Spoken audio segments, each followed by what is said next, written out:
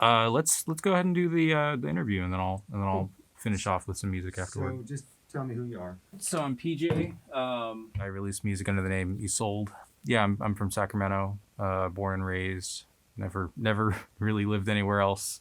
Can you play a little bit for me there, Peter? Yeah, sure thing.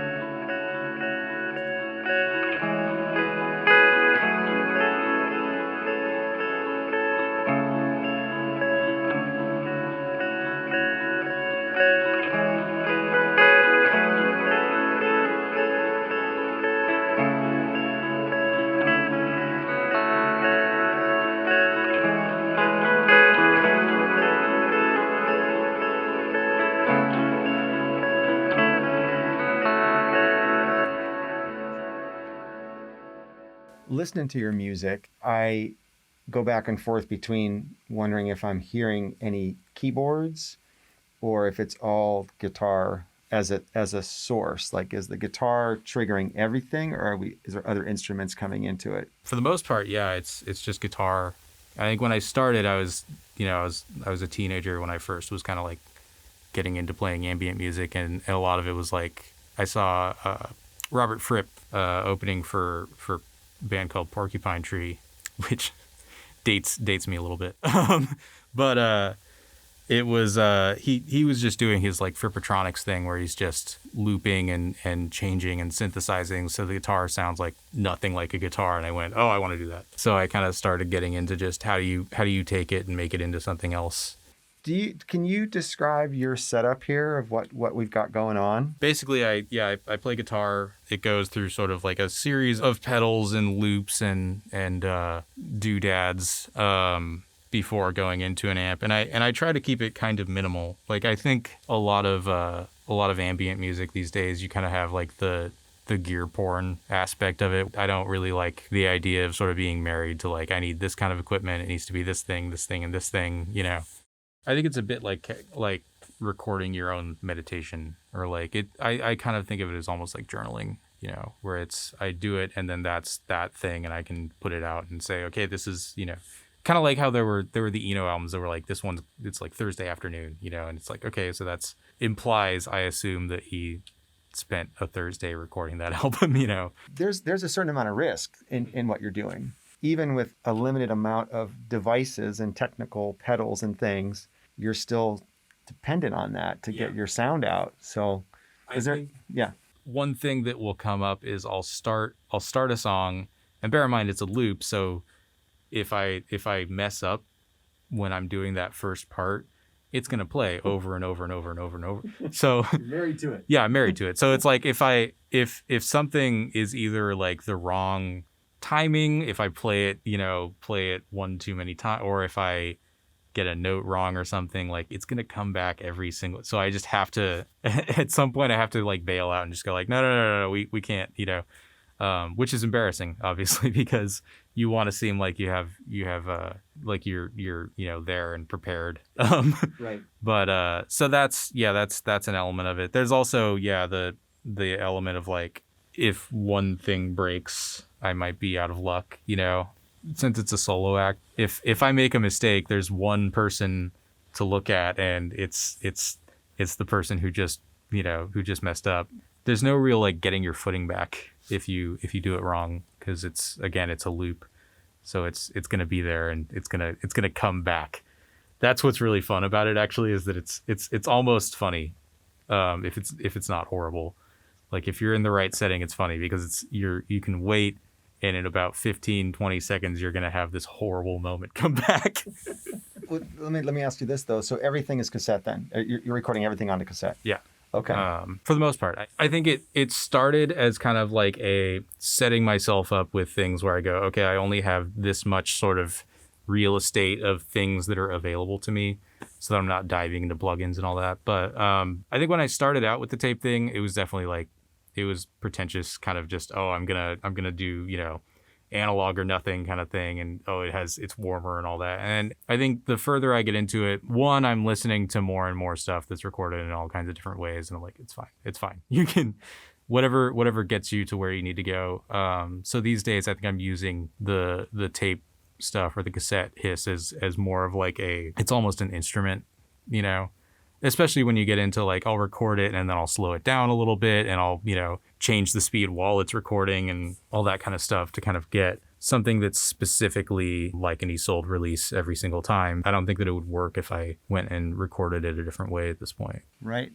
That's interesting because you've got a identifiable sound. To jump out of those parameters might really upset that. That, and I slow it down when I play it back. And that one of the things that I love about that is it does something really kind of wonderful to guitar tone, where you kind of, every note is actually sort of stretched a little bit in a weird way. And it's not that it feels like you're aging it or like you're, you know, doing the thing with like a piece of paper where you're rubbing tea on it or, you know, soaking it and crumbling it up and putting it. It's not that. It's that it literally, like, it's just you're messing with the time of the thing in a way that you can't really do on a computer.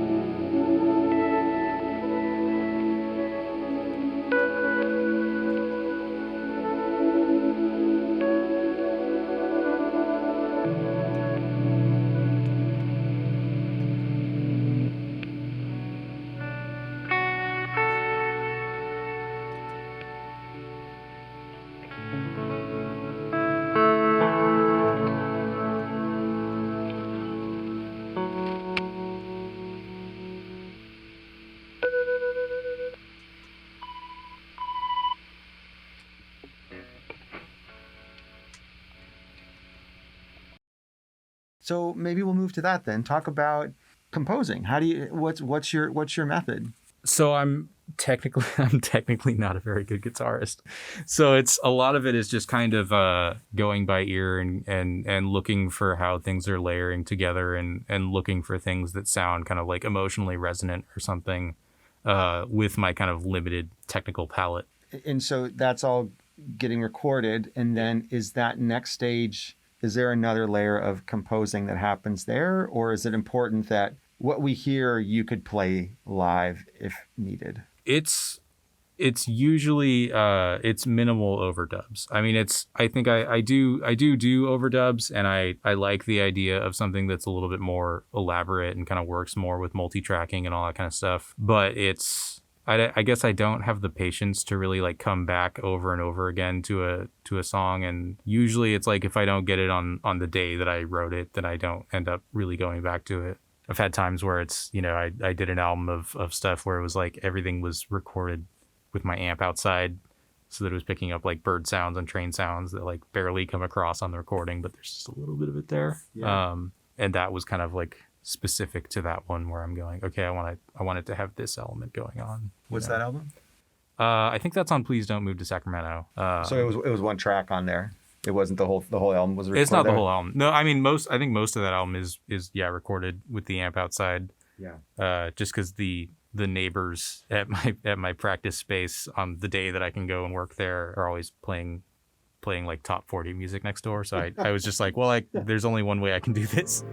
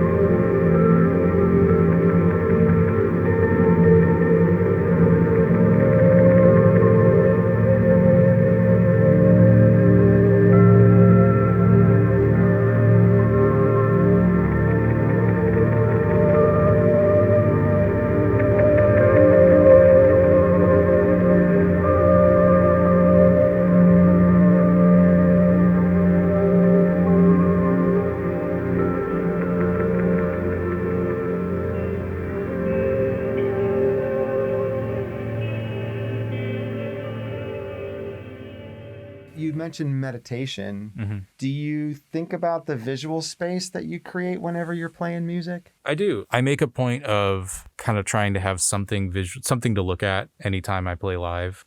But yeah, I try to have something to look at because it's just me in a chair, just like scowling intermittently when I'm playing. Anytime anything goes wrong or doesn't do the exact thing that I want it to. So I try to have projections or something. The thing that I was doing for a few years, I've got music videos online, air quotes around that kind of, that are mostly just sort of like found footage. It'll be like 20 layers of just old public domain stuff and like weird. There's a bunch of it is just sort of like cartoons that came out of the Soviet era, because they had just like beautiful animation. There was just these incredible little short vignettes being made there, you know. So I would just like steal like 5 seconds and just have it go over and over again, and then something else is layered on top of that, and on top, so it's sort of trying to make it look like a painting almost, but moving.